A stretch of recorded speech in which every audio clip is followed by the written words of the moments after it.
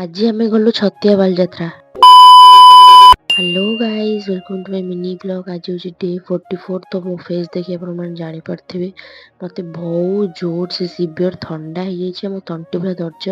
ତ ମେଡ଼ିସିନ ଆଣିବାକୁ ଯାଇଥିଲି। ମେଡ଼ିସିନ ଆଣିକି ଆସିଲା ପରେ ଖରାରେ ବସିକି ମୁଁ ଏଠି ଦହିବରା ଆଉ ରୁଟି ଖାଉଥିଲି। ଦେଖନ୍ତୁ ମୁଁ ମେଡ଼ିସିନ ନେଇକି ଆଇଛି ସିରିୟସଲି। ତାପରେ ଖାଇସାରିକି ମେଡ଼ିସିନ ଖାଇସାରିଲା ପରେ ମୋତେ ଟିକେ ବେଟର ଫିଲ୍ ହେଲା। ତ ସନ୍ଧ୍ୟାବେଳେ ଆମେ ଯିବା ବାଲିଯାତ୍ରା।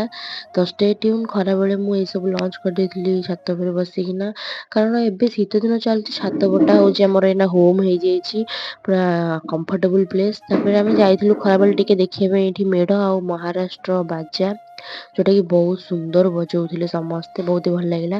ତାପରେ ଆସିକି ଆମେ ଛାତ ଉପରେ ବସିକି ଦେଖୁଥିଲୁ ଏଠି 22 ପାହାଚ ଖେଳିବ ମିନ ଫିଲ୍ମ। କେଉଁମାନଙ୍କର ଏଇଟା ଭଲ ଲାଗେ ଫିଲ୍ମଟା ମୁଁ କହିବେ ନିହାତି କମେଣ୍ଟରେ। ତାପରେ ସନ୍ଧ୍ୟାବେଳେ ଆମେ ବାହାରି ଯାଇଥିଲୁ, ମମି, ମୁଁ, ମାମୁନି, ପ୍ରିୟା ସବୁ ବାଲିଯାତ୍ରା। ଏଇଠି ରାସ୍ତାରେ ଆମେ ସବୁ ମେଢ଼ ଦେଖି ଦେଖି ଯାଉଥିଲୁ। ଫାଇନାଲି ଆମେ ଯାତ୍ରାରେ ଆସି ପହଞ୍ଚିଗଲୁ।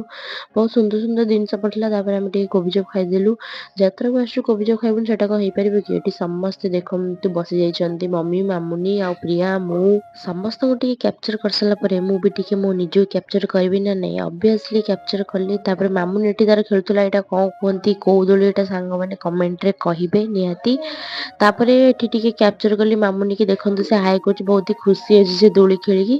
ତାପରେ ଆମେ ସମସ୍ତେ ଘରକୁ ପଳେଇ ଆସିଲୁ କିଣାକିଣି କରିକି। ସମସ୍ତଙ୍କ ହାଲତ ପୁରା ଖରାପ। ଏଠି ଥିଲା ଆଜିର ମିନି ବ୍ଲଗ୍ ସାଙ୍ଗମାନେ, ଟାଟା।